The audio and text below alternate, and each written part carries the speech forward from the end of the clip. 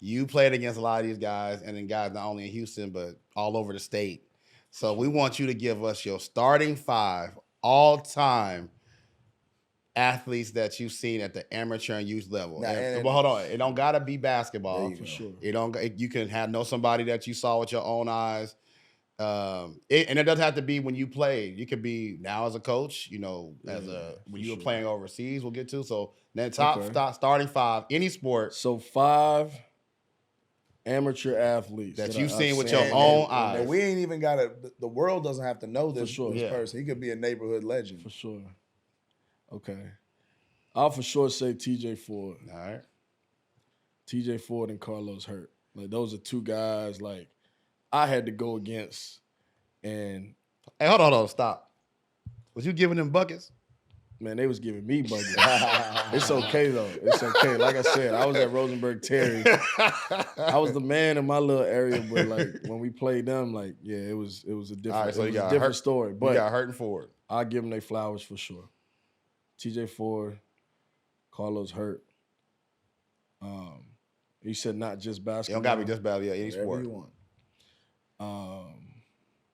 I'll say Rashard Lewis, just because I was a little dude in like growing up in A-Leaf, going to Elsick High School basketball games and watching that dude. Like, man, he going to the NBA. Like, I was one of those kids with my little sheet of paper trying to get his autograph.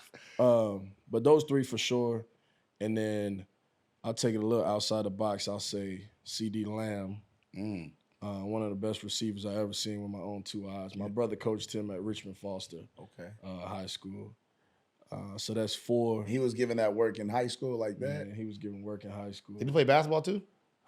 I'm not sure if he played basketball, Okay. but He's tall enough. But I'm just saying, football wise, they were amazing, and they had great teams over there at Richmond Foster. Like always, top 10 in the state, making it far in the playoffs, things like that. So that's one kid that I got to see on the football field personally because my brother coached him, of course. All right, you got one more. And then, man, I mean, it's just a long list of guys that I could go on and on. Golly, another one. Trying to think of somebody. It could be a girl too. It could be, it could be somebody more recent. You know what? I'll give it to De'Aaron Fox. De'Aaron Fox. That was Like, one of I yours. saw him in high school. I think that's when we were at Memphis at the time when he was in high school. But he's a killer. Well, yeah, you remember what grade he was in when you saw him? When you saw that he was a killer? When and I you saw him, noticed it was might have been his senior year. Okay. His senior year. So he played with a guy that I ended up coaching at Texas A&M, big dude Josh Nebo. that? Yeah. But So quick yeah, story De'Aaron about Fox. those 2, starting with Josh Nebo. So when Darren's, I work with the Houston Hoops. When Fox was with us, the coach, the dad, Darren's dad, Aaron, they're like, hey, we got this guy. Let him come get some work. And we had like a second team. Josh Nebo comes, and he puts some work on this second team. And that's what another thing I want, people to understand, and parents in amateur sports.